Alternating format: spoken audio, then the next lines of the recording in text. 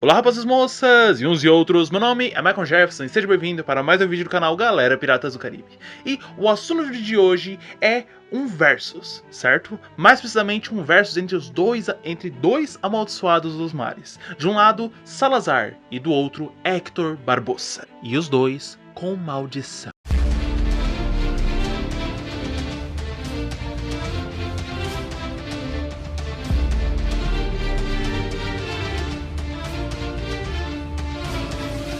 Como eu já falei anteriormente, eu costumo utilizar uma peça do figurino de algum personagem quando eu vou falar desse personagem.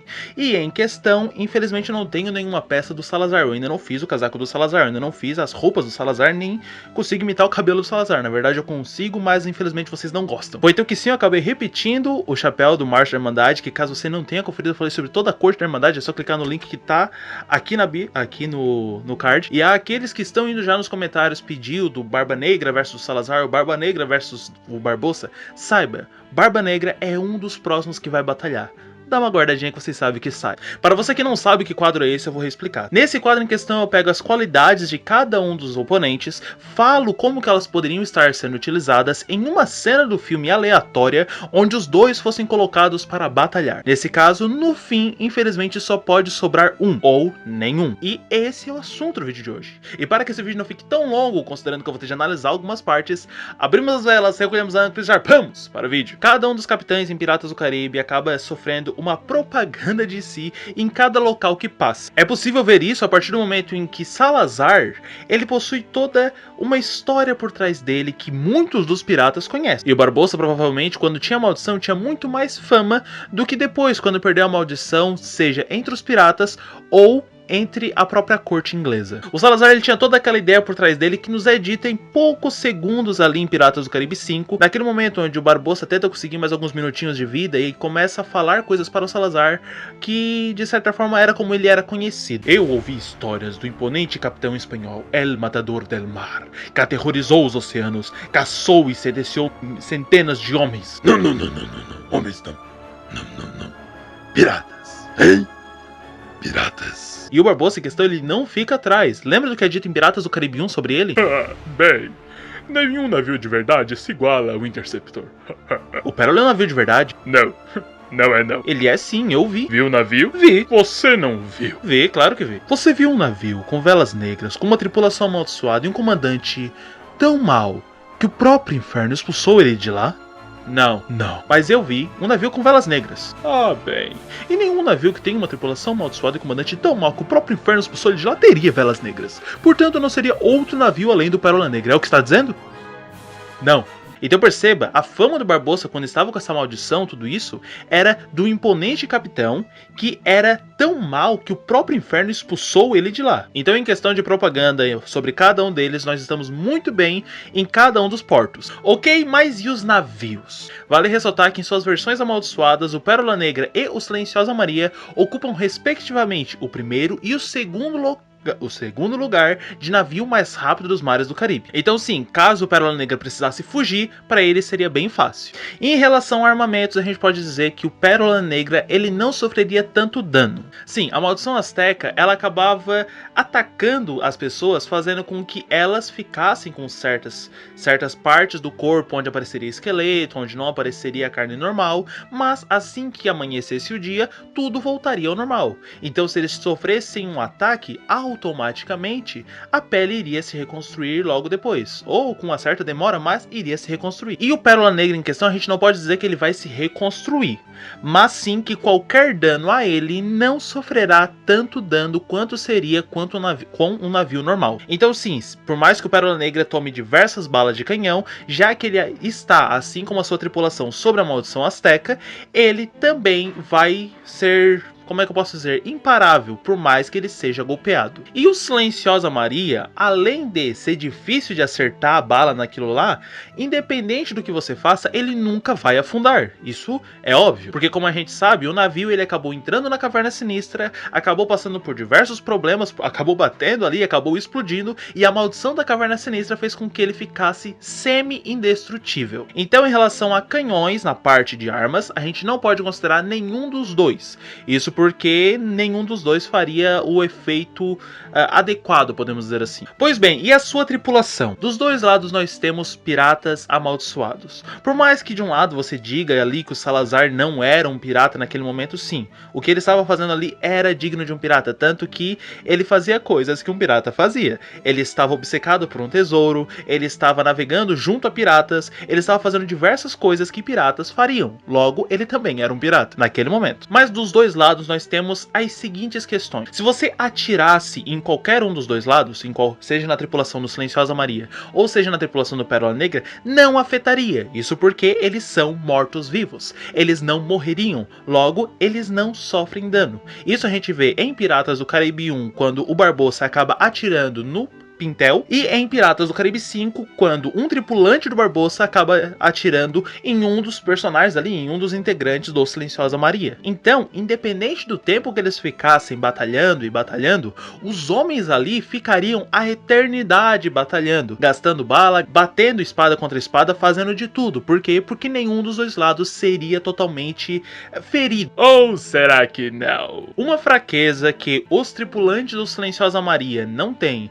mas que os tripulantes do Pérola Negra têm, é explosão. Como nós vemos em Piratas do Caribe 1, quando um tripulante que possui a maldição do tesouro azteca acaba deixando entrar dentro de si uma daquelas granadas e ele acaba indo para a parte que tem sombra, automaticamente ele acaba explodindo. E uma vez que esse personagem explode, é impossível ele estar vivo. Por quê? Por causa que a granada acaba espalhando os pedaços dele para todo lado. Então, essa seria a única forma de estar danificando os integrantes do Pérola Negra. Tá, mas e se durante a batalha o braço de um deles fosse cortado fora? Caso isso acontecesse, o braço continuaria vivo e o tal integrante poderia reencaixá-lo no corpo. Por mais que alguns de vocês façam meme, eu tenho que falar aqui, não faça isso em casa. Tá, nesse caso quer dizer que a tripulação do Pérola Negra automaticamente poderia perder dessa forma. Não exatamente, porque em Piratas do Caribe 5 a gente não vê ali muito bem os tripulantes do Silenciosa Maria com granadas, né? Então seria um pouco difícil eles estarem encontrando uma forma de estar utilizando isso. E, além disso, eles não são os únicos que podem ser machucados. Existe uma forma de acabar de uma vez por todas com o tripulante do Silenciosa Maria, como é levando ele à terra firme. Não se sabe exatamente porquê, mas a gente pode ver que assim que um deles pode estar encostando na terra, automaticamente eles acabam se tornando pó. E isso poderia estar sendo utilizado em uma batalha um pouco diferenciada. Falamos de navio, falamos de tripulação, mas agora vamos falar dos capitães. O Barbossa é, o que tudo indica, mais velho que o Salazar. E com isso a gente pode estar pensando que o Barbossa enfrentou muito mais batalhas do que o Salazar na questão da espada. Isso porque o Salazar não se preocupava na espada, ele se preocupava mais em questão de utilizar os canhões do seu Silenciosa Maria, do seu grande navio. Enquanto o Barbossa era acostumado a simplesmente ir para o convés e batalhar durante horas com qualquer um que aparecesse ali. Então como que poderia estar acontecendo uma batalha entre esses dois capitães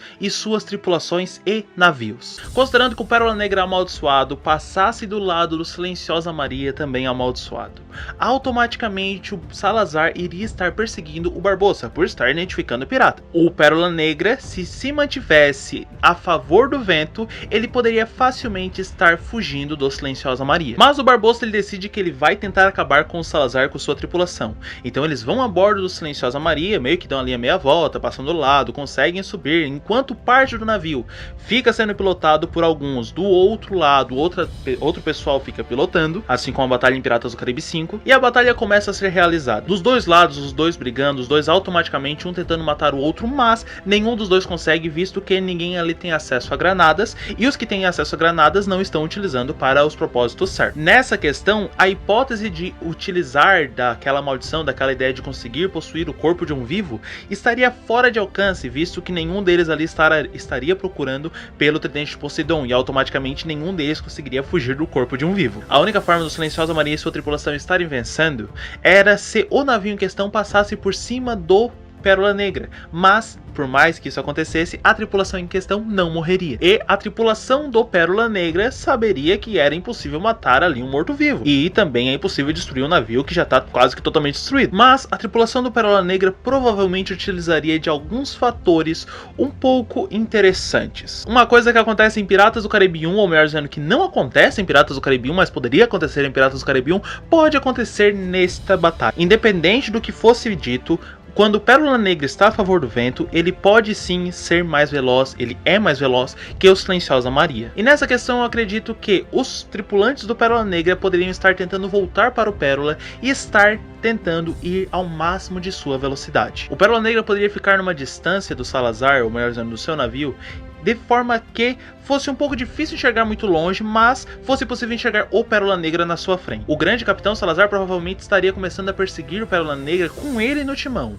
O navio cada vez mais perto, e cada vez mais perto, e cada vez mais perto, tentando alcançar, tentando destruir, tentando levantar a sua parte da frente e acabar com a parte traseira do Pérola Negra. E é nessa hora que entra o fator chave, aquilo que não foi utilizado em Piratas do Caribe, mas poderia ser utilizado, os Banshees. Pequenas formações de terra que simplesmente existem ali. São como se fossem pequenas ilhas, digamos assim, muito pequenas mesmo, mas que seria possível parar o Pérola Negra em Piratas do Caribe 1. Mas digamos que eles encontrassem alguns com um pouquinho mais de espaço e utilizassem desses locais para estar passando com o Pérola Negra por cima. O Pérola Negra vai indo, vai indo, vai indo, vai indo. E quando simplesmente o Salazar acredita que vai acabar, surge a terra. Uma linha de terra no oceano por onde o Pérola Negra consegue passar facilmente, mas um navio muito mais pesado que o Pérola Negra não consegue. Nesse momento então Barbossa poderia olhar para trás, ver o navio tentando passar pela areia e automaticamente todo o navio e a tripulação se tornando pó, se tornando areia, se tornando resto de pirata, resto de marinheiro.